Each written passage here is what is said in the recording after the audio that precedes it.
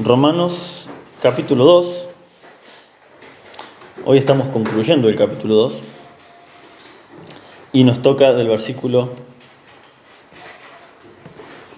21 al 29.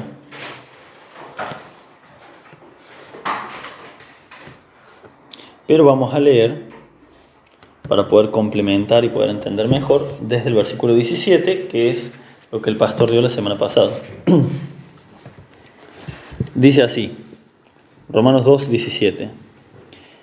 He aquí, tú tienes el sobrenombre de judío, y te apoyas en la ley y te glorías en Dios, y conoces su voluntad e instruido por la ley apruebas lo mejor, y confías en que eres guía de los ciegos y luz de los que están en tiniebla, instructor de los indoctos, maestro de los niños, que tienes en la ley la forma de la ciencia y de la verdad. Tú pues, que enseñas a otro, ¿no te enseñas a ti mismo? Tú que predicas que no se ha de hurtar, ¿hurtas? Tú que dices que no se ha de adulterar, ¿adulteras? Tú que abominas de los ídolos, ¿cometes sacrilegio? Tú que te jactas de la ley, con infracción de la ley deshonras a Dios. Porque como está escrito, el nombre de Dios es blasfemado entre los gentiles por causa de vosotros. Pues en verdad la circuncisión aprovecha si guardas la ley. Pero si eres transgresor de la ley, tu circuncisión viene a ser incircuncisión. Si pues el incircunciso guardare las ordenanzas de la ley, ¿no será tenida su incircuncisión como circuncisión? Y el que físicamente es incircunciso, pero guarda perfectamente la ley, te condenará a ti, que con la letra de la ley y con la circuncisión eres transgresor de la ley. Pues no es judío el que lo es en lo que lo es exteriormente, ni es la circuncisión la que se hace exteriormente en la carne, sino que es judío el que lo es en lo interior, y la circuncisión es la del corazón, en espíritu, no en letra, la alabanza del cual no viene del hombre, sino de los hombres, sino de Dios. Amén. Un pasaje algo largo, pero que vamos a ver que lo podemos resumir, porque lo que Pablo está haciendo es apuntar a un mismo punto, ¿no? Como les decía, aquí, como podemos ver, terminamos el capítulo 2, y el pastor había iniciado esta primera parte, la primera sección, desde el versículo 17 hasta el versículo 20, en donde veíamos cómo Pablo resaltaba los títulos que los judíos se autoatributaban, ¿no? A sí mismos. Fíjense que dice, tú que tienes el sobrenombre de judío y te apoyas en la ley y te glorías en Dios, y conoces su voluntad y instruido por la ley apruebas lo mejor y confías en que eres guía de ciego, luz de los que están en tiniebla, instructor de indoctos, maestro de niños, que tienes en la ley la forma de la ciencia y de la verdad. O sea, todo eso eran como el título que ellos mismos se habían autoatribuido a sí mismos, ¿no? Lo que Pablo está haciéndoles acá es una falsa presentación del currículum en el cual ellos mismos se estaban apoyando, ¿no? ¿Y por qué digo falsa presentación? Porque pareciera que está como elogiando todo lo que ellos decían de sí mismos. Sin embargo, ahora, que es la conclusión de esta parte, vemos cómo Pablo, a qué es lo que él apuntaba, ¿no? Lo que Pablo está haciendo a partir de acá, luego de esta presentación, podríamos decir media encubierta o falsa presentación de títulos, Pablo comienza a hacerle unas preguntas que, fíjense, que rozan casi en la acusación. No son acusaciones directas, no es que Pablo les decía ladrones, y dice tú que hurtas, no les decía adúlteros directamente, no les decía que eran sacrilegiosos directamente, sino que él estaba haciendo lo que se conoce como preguntas incisivas. ¿Saben lo que es una pregunta incisiva? Esa pregunta que te deja pensando y que hace una incisión, el corte que hace el cirujano, ¿vieron? Que abre así una herida, pero esa herida del cirujano es precisamente para poder sanar la enfermedad. Bueno, esa es una técnica que los cristianos debemos aprender. En vez de acusar directamente, en vez de decir, hermano, estás en este pecado, el Señor Jesús hacía también esto, hacer preguntas incisivas, preguntas que daban el lugar a la apertura de esa herida para que la persona empiece a supurar por sí misma todo eso que está mal dentro de sí. Cuando a una persona notamos que tiene problemas de orgullo, lo peor que podemos hacer es ir y decirle, hermano, el problema tuyo es que sos muy orgulloso. Porque el corazón orgulloso se cierra peor. Es muy difícil tratar con una persona orgullosa. Lo ideal es tratar de llevarlo de alguna manera a que por sí mismo entienda de que las actitudes que tienen son actitudes orgullosas, son soberbias, son de vanidad, ¿no? Tal vez compartiéndole un pasaje, mira hermano, el Señor me habló de esta manera, una técnica que yo he visto que el pastor usa y es muy sabia y la he aprendido de él, es si vemos que algo está fuera de desorden, por ejemplo, ¿no? Le pongo un ejemplo, que se entera el pastor de lo mejor de que nos escucharon los vecinos gritar a mi esposa y a mí, no pasó, pero es un ejemplo, ¿no? El pastor va a venir y me va a preguntar, hermano, ¿cómo está tu matrimonio? ¿Cómo estás vos? ¿Cómo estás con Carla? ¿Está todo bien? Él mismo va abriendo la pregunta para que sea uno el que exprese y no, hermano, me enteré que es una vergüenza lo que estás haciendo. No, porque lo que haría en nuestro corazón orgulloso suele cerrarse a la acusación. Y el Señor Jesús hacía también esto. Pero no solamente el Señor Jesús usaba esta técnica, ¿no? El mismo Pablo, que lo acabamos de ver, ya lo había usado en Hechos, cuando él va a Atenas, dice la palabra del Señor que él veía la cantidad de ídolos, de estatuas, ¿no? La abominación, le dice, y se enardecía su corazón. O sea, Pablo se estaba empezando como a enfurecer de ver tanto, tan repugnante, tanta idolatría, ¿no? Tantos ídolos distintos, tantos rituales raros, macabros tal vez, y se enardecía su corazón, pero él no pecó. Él no es que Pablo se enojó y empezó a gritarle, ustedes son una manga de idólatras, el único Dios verdadero es Jehová y ustedes se van a ir todo al infierno. No habría mentido si hubiese dicho eso, pero no habría servido de nada, ¿sí? Sin embargo, él es muy sabio y ¿qué hace? Les dice, veo que son todos muy religiosos. Para el religioso, la palabra del religioso no es una ofensa. Para el cristiano evangélico, si te dicen, vos sos muy religioso, nos ofende porque sabemos que es malo ser religioso. Pero si vos le decís, me ha pasado de ver personas de esas católicas de hueso colorado, ¿no?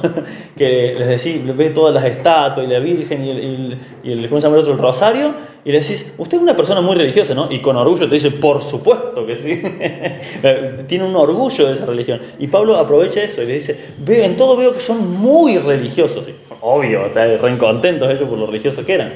Y en vez de decirle, pero todo esto que tienen ustedes no sirve, le dice, también vi que tienen una estatua que dice, al Dios no conocido, ¿no? Bueno, yo les vengo a hablar de ese Dios. Pablo podría haberles dicho, todos esos dioses no existen, son solamente estatuas, yo les vengo a hablar del Dios verdadero. Esa confrontación habría sido molesta, odiosa, y tal vez lo habrían apedreado, pero él usó la sabiduría que Dios le dio, ¿sí? Y no les dijo, sus dioses no existen, les dijo, yo les vengo a hablar de este Dios que ustedes no conocen. Después que el Espíritu de Dios haga la obra de a poco. ¿Y saben qué? Dio resultados, porque la mayoría le dijeron, no te vamos a volver a escuchar, pero dice la palabra de Dios que hubo unos cuantos que sí creyeron a esa predicación.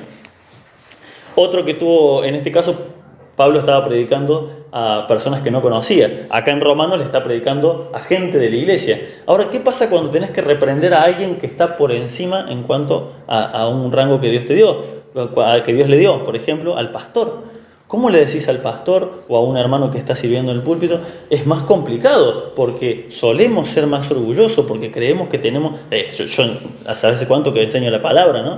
Entonces, ahí tenemos también en el Antiguo Testamento al profeta Natán, ¿no? Que cuando tuvo que ir a confrontar a David, le podría haber dicho, vos sos ¿cómo se llama?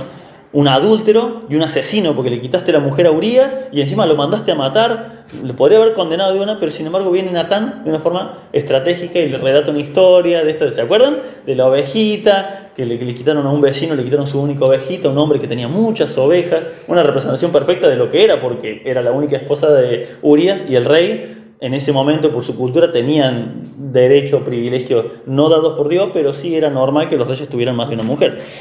O sea, el rey David, si quería, podía usar ese privilegio para buscar a otra mujer virgen del pueblo y casarse con ella, pero no, fue y le quitó la ovejita.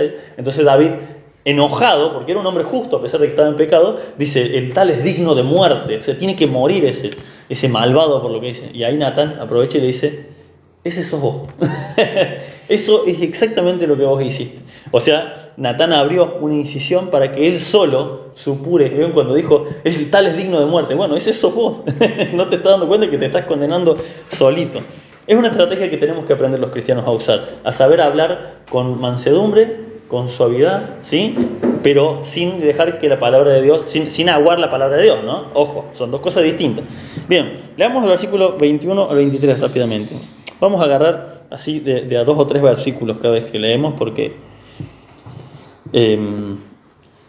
fíjense, versículo 21 al 23 dice: tú pues que enseñas a otros, ¿no te enseñas a ti mismo? Tú que predicas que no se ha de hurtar, ¿hurtas? O sea, ¿robas? Tú que dices que no se ha de adulterar, ¿adulteras? Tú que abominas a los ídolos, ¿cometes sacrilegio? Tú que te jactas de la ley, con infracción de la ley deshonras a Dios. ¿Saben cuál era seguramente la respuesta de todos ellos a estas preguntas? La obvia respuesta era no. Yo nunca robé nada. Yo nunca cometí adulterio. Yo jamás cometí sacrilegio en el templo de Dios, de Jehová. Esa podría haber sido la respuesta, ¿sí? Pero ¿cuál es el problema? ¿A quién se está dirigiendo el apóstol Pablo? ¿Y qué es lo que dijo anteriormente? Fíjense que estos 3 pecados que menciona, Pablo menciona 3 pecados que suelen ser considerados tan graves que ninguno de nosotros cree haberlos cometido nunca. Si yo les digo, ¿ustedes robaron algo? Lo más probable es que la mayoría digan que no. ¿Engañaron alguna vez a su pareja? Lo más probable es que me digan que no. ¿Cometieron sacrilegio? Sacrilegio es atentar contra la deidad de Dios, ya sea en el templo o haciendo algo contra Dios. No, lo más probable es que todos nosotros decimos que no. Pero al igual que los judíos a los cuales se está dirigiendo Pablo, cuando empezamos a examinar con la palabra de Dios, empezamos a encontrar de que somos culpables tal vez de todos, y tal vez lo hemos hecho muchas veces, ¿sí? ¿Por qué? Recordemos, antes de todo esto, en el versículo 16, había dicho Pablo: en el día en que Dios juzgará por Jesucristo los secretos de los hombres, ¿no? Y en la otra traducción decía que Dios va a juzgar en el juicio final la vida secreta, ¿sí? Habíamos analizado lo que significaba esto. ¿Qué significaban los secretos de los hombres? Las intenciones, ¿sí? Porque recordemos que está Pablo en cierta forma atacando no a ellos, sino a la religiosidad, al legalismo que tenían. Y explicamos hace 2 semanas qué era este legalismo. Legalista no era el que cumple la ley, legalista es el que cree que por cumplir la ley se va a salvar. Y eso es lo que hacían ellos. No, yo en la letra de la ley está todo lo que necesito, lo cumplo a rajatabla y ya está. Pero el Señor Jesús nos mostró que lo que Dios va a juzgar son las intenciones con las cuales hicimos las cosas. Cuando ellos le dicen, cuando Pablo les pregunta: tú que dices que no se debe robar, ¿robas? ¿Hurta? La respuesta normal, lo más probable es que sea no. Pero el concepto para Dios de robar es muy distinto al nuestro. Vamos a ir rápidamente para que tengamos un ejemplo claro. En Malaquías,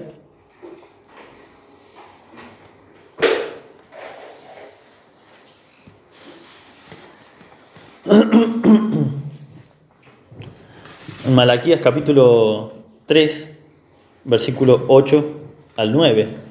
Está Dios hablándole al pueblo de Israel y les dice Dios a Israel: ¿robará el hombre a Dios?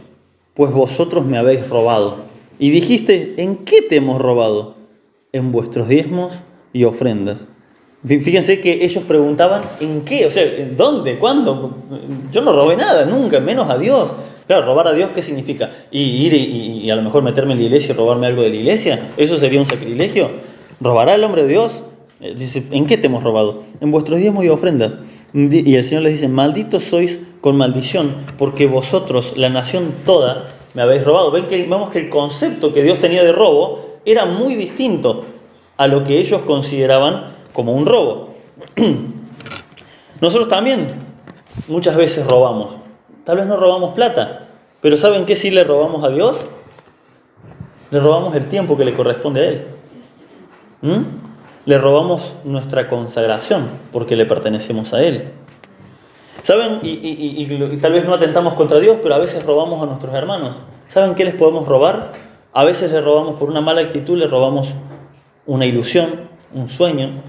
¿Cuántas veces nos ha pasado, a mí me ha pasado, ¿no? De preguntar o ver algo que alguien hizo: ay, a mí me gustaría poder hacer esto, y enseguida: sí, pero es muy difícil y tenés que estudiar mucho y no, como que no es para vos, ¿no? Yo lo he visto en actitudes del mismo cristiano, como no queriendo que esa persona disfrute de este privilegio que disfruta esta otra persona. Ay, qué lindo autito nuevo te proveyó el Señor. Sí, sí, pero es muy caro. A mí me lo han dicho así. Vos tenés que empezar por algo chiquitito, rotito, así aprender. Digo, pero yo no sé. Yo el día que tenga mi primer auto, me gustaría empezar con algo que funcione bien. No, vos tenés que empezar bien de abajo, como empezamos todo. Y es como de a poquito, como que te roba la ilusión, ¿no? Como que parece una soncera. Pero el Señor mide las intenciones del corazón. ¿Con qué intención dijiste esa frase? ¿De verdad te preocupaba que la persona empiece desde abajo para aprender? ¿O fue un acto de maldad encubierta, no? Nosotros robamos, hermano, aunque no nos demos cuenta. Aunque no nos damos cuenta. No solamente en la ofrenda, no solamente cuando mezquinamos, no solamente eso. Porque en esta iglesia ustedes saben que de ese tema no se habla, no es un énfasis, ni el diezmo ni la ofrenda. Queda totalmente a disposición del corazón de cada uno, como hemos aprendido. Pero lo cierto es que sí lo hacemos. Sí lo hacemos. Le robamos nuestro tiempo a Dios, le robamos a veces nuestro tiempo a nuestra familia, ¿sí? Porque a lo mejor el trabajo, y también le estamos robando el tiempo a nuestra familia, estamos robando nuestra consagración. Le dice después, ¿tú qué dices que no se debe adulterar? ¿Adulteras? Y hay algo muy interesante que en la palabra de Dios hay dos palabras que a veces significan lo mismo y a veces no, que es la palabra adulterio y la palabra fornicación. Cuando habla de fornicación se refiere a cualquier tipo de pecado sexual, pero cuando habla de adulterio se refiere a dentro del matrimonio. ¿Sí? Porque estás adulterando, adulterar es eso, ¿no? La leche adulterada es la que compramos en el envase, es leche adulterada, pues no es leche pura. Yo he visto leche pura y es media hasta amarillenta, es gruesita, no sé si la han visto, es gruesita, ¿no? Esta que compramos en sachet, te das cuenta que está rebajada. Eso es adulterar. Es cuando vos estás metiendo algo dentro de algo que era puro, lo estás rebajando con algo más. Bueno, cuando una persona dentro de su matrimonio mete a otra persona exterior, está adulterando el matrimonio, el sentido del matrimonio. Entonces, ¿tú qué dices que no se debe adulterar? ¿Adulteras? No vamos a ir, pero si los vamos a leer rápidamente mejor. Mateo capítulo 5.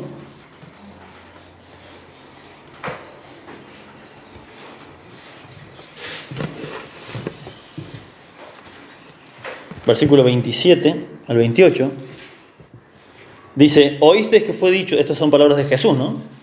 Oíste que fue dicho, no cometerás adulterio, pero yo os digo que cualquiera que mira a una mujer para codiciarla, ya adulteró con ella en su corazón. Y esta palabra, la verdad que a mí, en estos días, mientras la examinaba, me hizo como un clic, porque claro, siempre lo vemos por el lado de lo sexual, pero sin embargo dice, la miras para codiciarla, ¿a dónde? Dice, ¿a dónde adulteraste?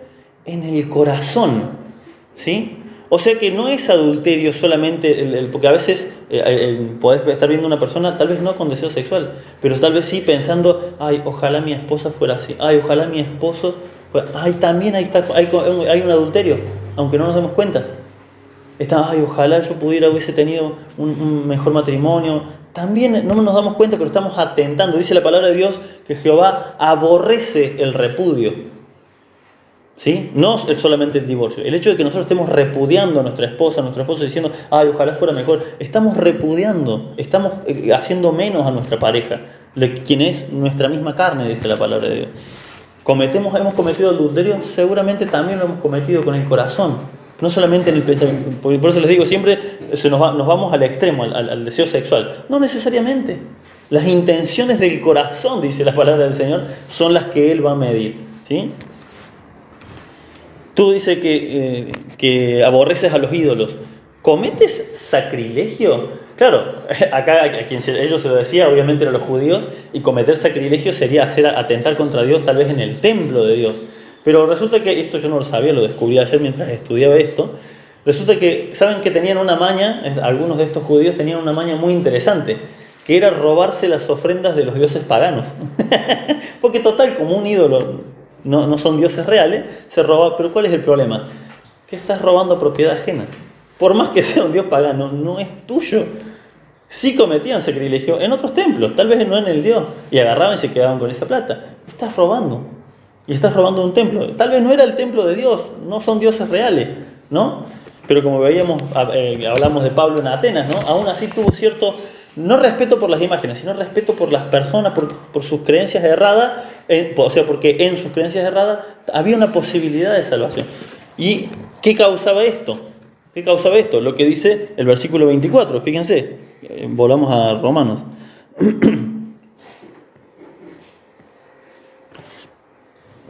Como ellos cometían estos sacrilegios, o sea, atentaban, a veces a lo mejor rompían, pateaban una estatua de otro, de ídolos y cosas así, ¿qué pasaba? Versículo 24.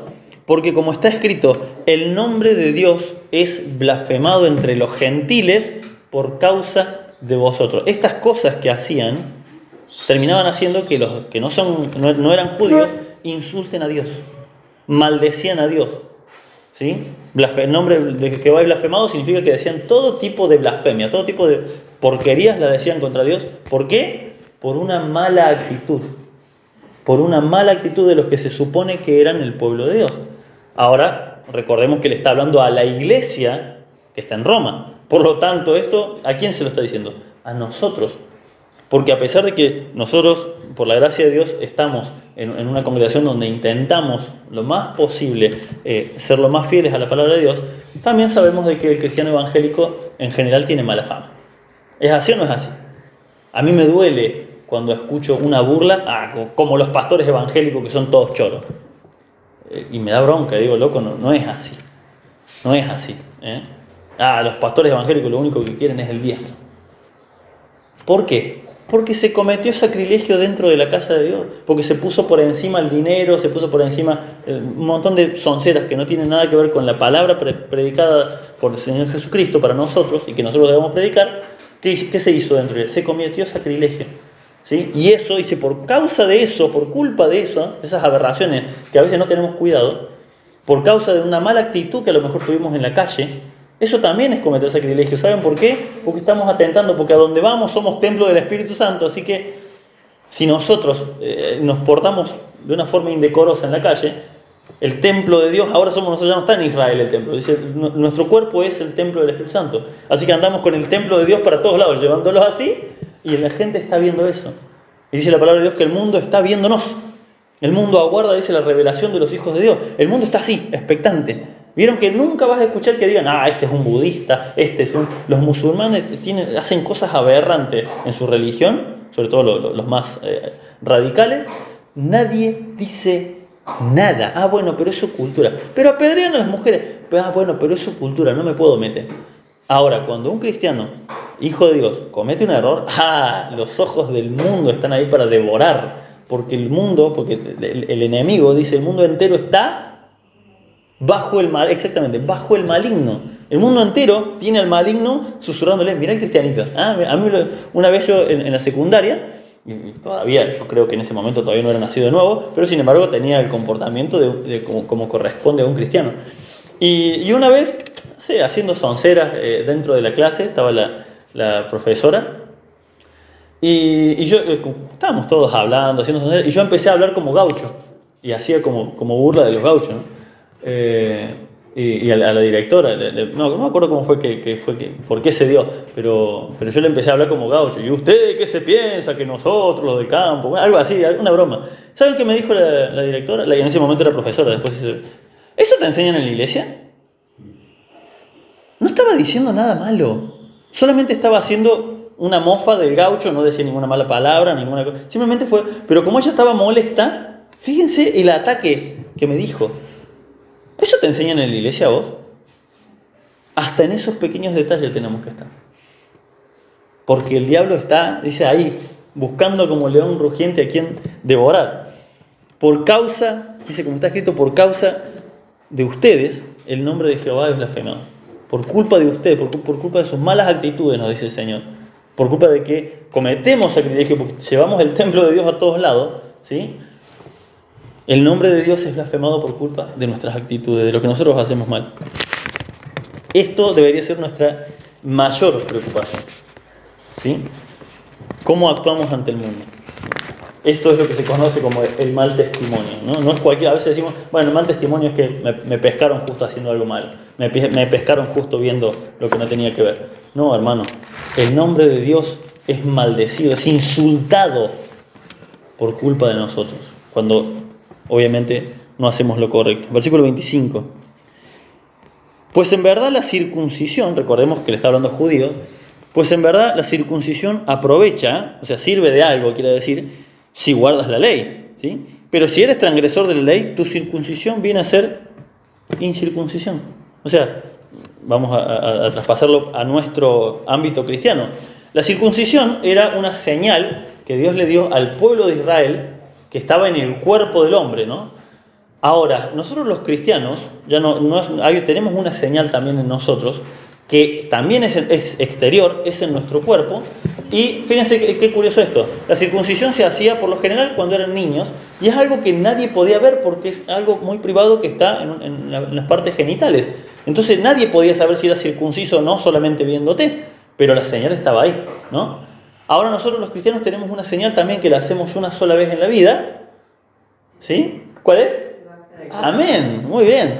El bautismo es una señal externa que se hace una sola vez en la vida. Por eso yo soy más partidario, no es que tenga nada de malo hacerlo dentro de la iglesia, en una pileta, pero yo prefiero que se haga en el río, como lo hizo el Señor Jesucristo, como lo hizo el etíope, en el río. ¿Por qué? Porque es una señal pública que la mostrás una sola vez. Y después capaz que la gente te ve en la calle, la gente se da cuenta si sos bautizado. No puede saber la gente que es bautizado. Bueno, esa señal, ¿sí? Esa señal que nosotros tenemos, que es el bautismo y los judíos tenían, que era la circuncisión, acá lo que está diciendo Pablo es, esa señal, esa circuncisión o ese bautismo, no es nada, no significa nada si no cumplís la ley de Dios. No tiene sentido, ¿sí? ¿Saben qué es la circuncisión o el bautismo? Es básicamente cuando una persona se recibe y tiene el título. Ah, soy doctor. Ah, sí, ¿dónde ejerces? No, nunca ejercí, pero tengo el título. Entonces no sos doctor. Hasta que no ejerces, hasta que no curás a alguien, hasta que no tenés las horas, la práctica, no sos doctor. No, bueno, pero yo ya me recibí. No tiene sentido, no sirve de nada tener el título. Hay mucha gente que tiene títulos de las cosas que se recibió, pero jamás ejerció. Como si fuera un mérito. Simplemente significa que estudiaste y te dieron un papel que dice que estudiaste. Pero hasta que no lo ejerces, abogacía, el doctor, ¿cómo se llama? Medicina, lo que sea, hasta que no lo ejerces, no sos. No podés decir soy abogado si solamente te recibiste de abogado. Tenés que matricularte, tenés que hacer los trámites, tenés que tener algún caso, tenés que de alguna forma ejercer. Hasta que no ejerces, no sos abogado. Así de simple. O no sos médico.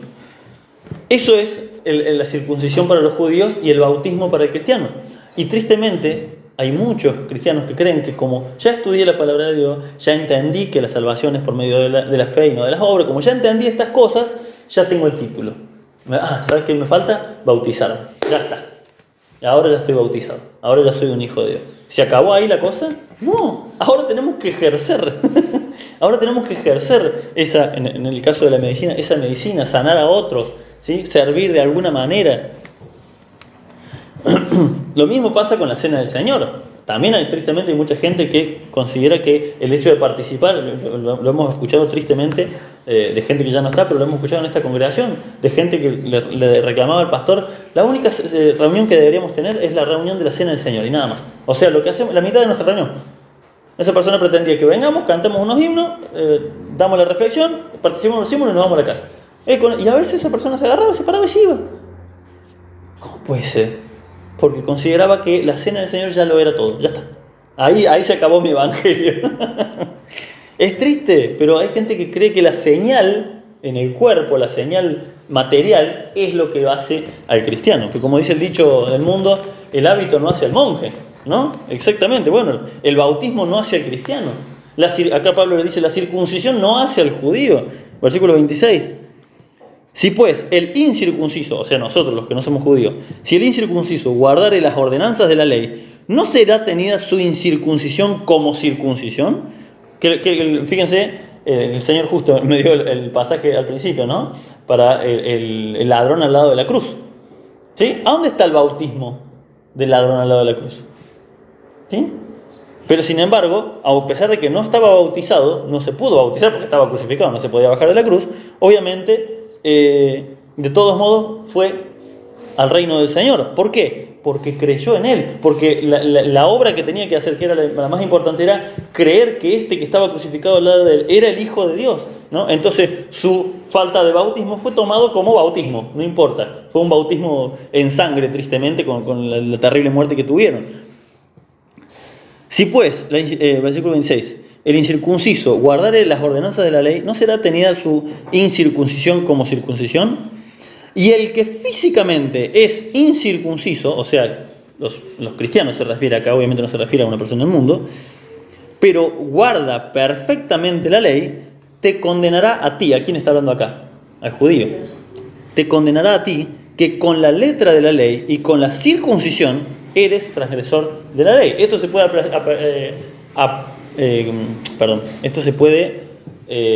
aplicar, esa es la palabra que estaba buscando, aplicar perfectamente al cristianismo.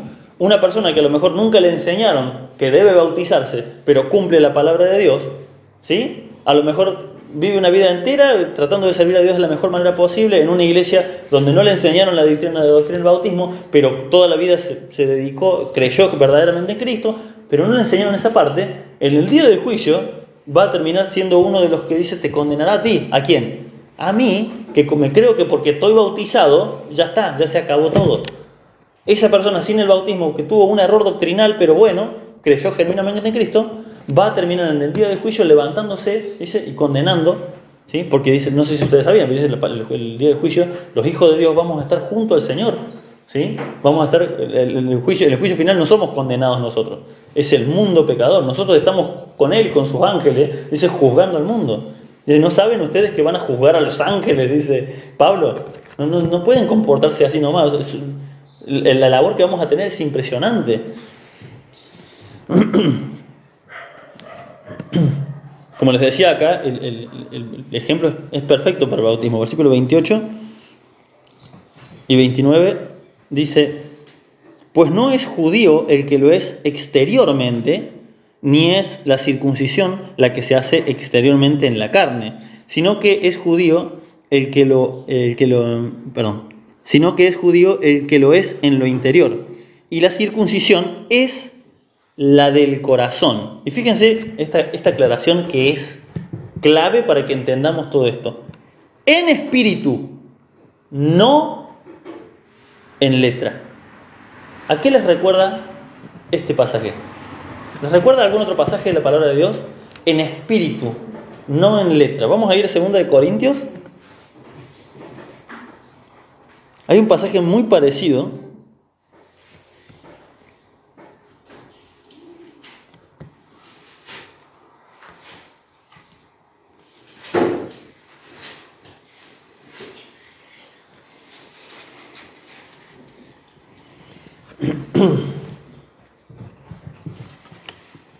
Dice, el cual, asimismo, hablando de Jesucristo, nos hizo ministros competentes de un nuevo pacto, no de la letra, sino del espíritu, porque la letra mata, mas el espíritu vivifica. Ahora, ¿saben dónde está la clave acá? Los que recordarán, hemos estado lo hemos visto en estudios hace mucho tiempo, ¿no?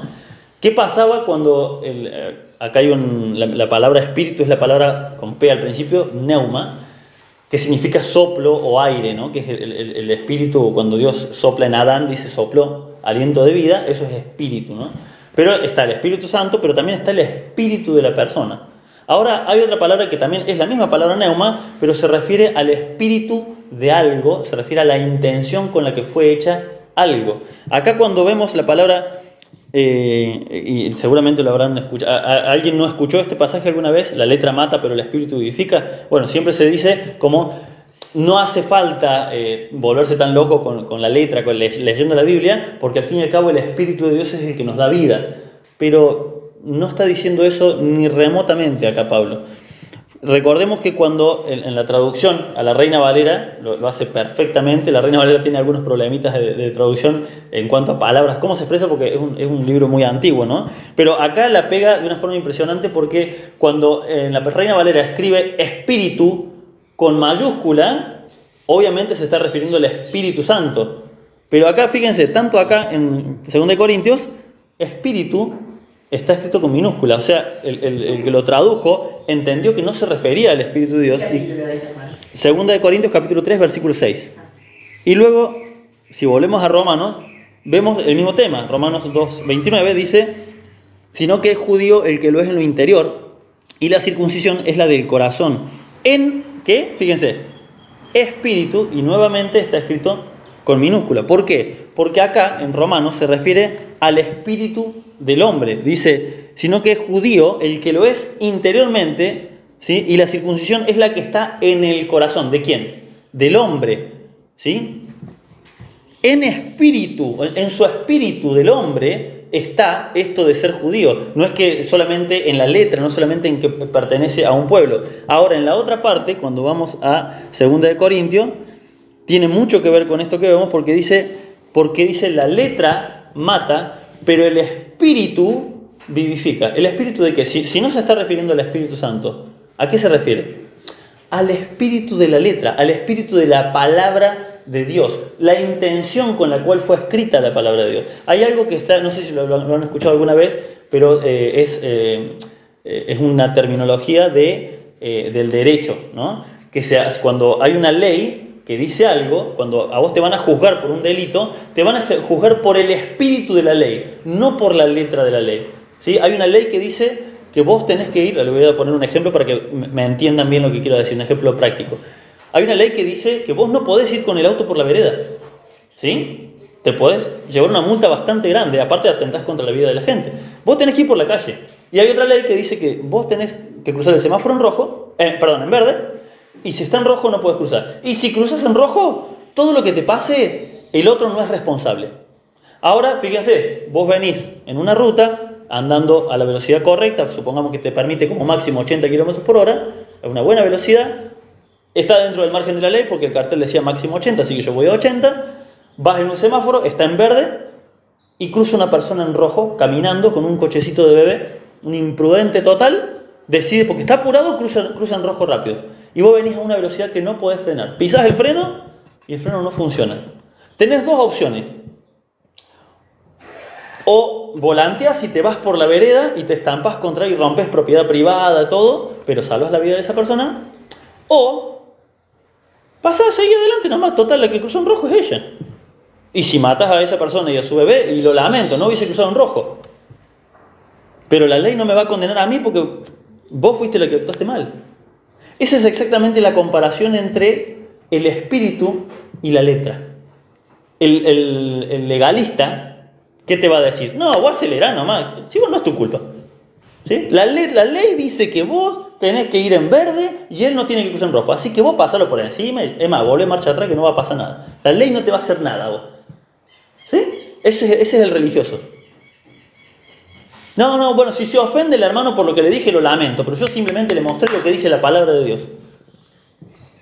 Ahora está la otra opción, en la cual lo más probable es que yo salga herido, que es volantear, tirarme contra la banquina, terminar estampado contra un poste, tal vez romper propiedad privada y después tengo que pagar propiedad privada. Pero le salvé la vida a esa persona. Sí, fue un imprudente total, pero ¿cómo lo voy a pasar por encima? No tiene lógica. Bueno, la persona que volanteó y prefirió hacer lo otro, entendió el espíritu de la ley. Y lo más probable es que un juez competente, si hubiese un juez competente, analice la situación y dice, no, usted, ya que salió vivo de esta situación y cruzó en rojo mal, usted va a pagar todos los daños y le va a pagar el auto nuevo a esta persona. ¿Sí? Así es Dios. Sería ese juez, ¿no? Nosotros solamente tenemos que buscar entender lo que quiere decir la palabra, el espíritu de la ley, el espíritu de lo que se dice. ¿Sí? Un ejemplo claro lo tenemos en el rey David. En una oportunidad el rey David estaba escapando de Saúl, que lo quería matar junto con sus fieles, y llegan a un sacerdote, y tuvieron días caminando, huyendo de Saúl, y le dice, tenemos hambre, por favor, danos lo que sea. Le dice, lo único que tengo es el pan de los sacerdotes, y había una ley, la ley de Dios, decía, los únicos que pueden comer este pan son los sacerdotes. O sea que no podían comer ese pan. Sin embargo, este sacerdote le dice, es el pan creo que es el pan de la proposición. No les puedo dar este pan.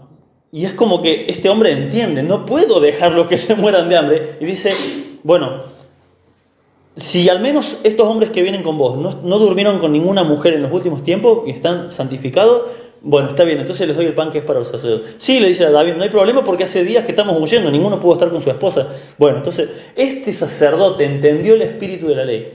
No podés dejar morir de hambre a alguien Porque no, este es el pan que está consagrado para la Santa Cena. ¿Cómo lo vas a usar vos para comer? Pero hermano, hace días que no como, por favor, dame algo. No, este pan es para la Santa Cena.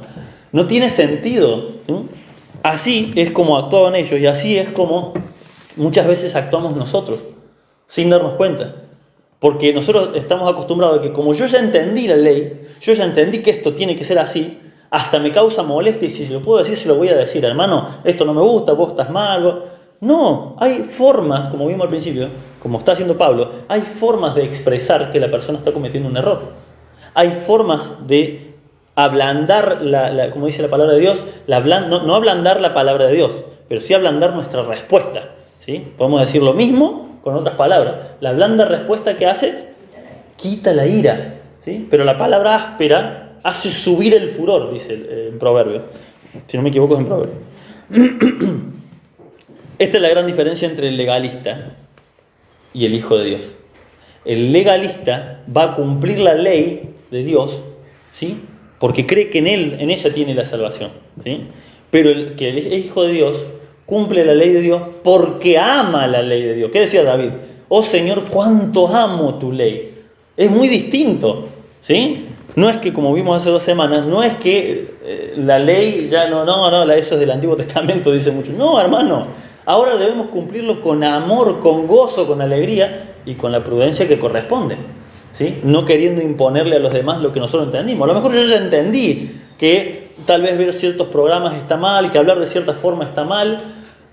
Yo ya lo entendí, perfecto. Dice Romanos 14:14, si no mal no recuerdo, dice, el que considera que algo es inmundo, para él lo es. ¿Sí? Si vos consideras que algo está mal para vos. No te metas en la vida del otro. Capaz que el otro todavía no llegó al entendimiento y le falta un tiempo de madurez, tranquilo. Deja que el Señor sea el que obra. Y terminamos ahí en Romanos. Dice, versículo 29 dice, sino que es judío el que lo es en lo interior y la circuncisión la del corazón, en espíritu, no en letra. Y termina esta palabra final es genial, dice, la alabanza del cual no viene de los hombres, sino de Dios. O sea, todo esto que vamos a hacer con las mejores intenciones de nuestro corazón, van a llevar la alabanza de Dios, no de la de los hombres. ¿Qué es lo que hacían estos hombres? Con la intención de obtener la alabanza de los hombres, se mostraban, como decía el Señor Jesús, ustedes cuando ayunan ni siquiera se lavan la cara para que todo el mundo se dé cuenta que están ayunando y hacen oraciones largas. Ya está, se llevaron la alabanza de los hombres, porque digo, mirá qué religioso que es. Esa es la única alabanza que vas a obtener. Como cuando damos algo así para, hermano, estás en necesidad, toma, yo acá desde el púlpito saco tanto, 10.000 pesos, toma hermano para que comas esta semana. El único mérito que va a tener eso es que los hermanos digan, mirá, le dio plata. Es toda la alabanza que voy a obtener, pero de parte de Dios ni sueñe. Sin embargo, el que hace las cosas, como decía el versículo 16, ¿sí? Cuando el Señor va a juzgar las intenciones del corazón, los secretos de los hombres, dice, ahí sí nos vamos a llevar, dice, la alabanza que quiere decir, esa frase que dice el Señor Jesús, bien, buen siervo y fiel. Esa es la alabanza. No es que Dios nos va a alabar a nosotros, no, que nos va a decir, te comportaste como un digno hijo de Dios. Qué hermoso poder escuchar eso, ¿no? Que a pesar de nuestros errores, nuestros pecados, Él nos diga, bien, buen siervo y fiel. En lo poco fuiste fiel, sobre mucho te pondré. Amén. El Señor les bendiga, hermano.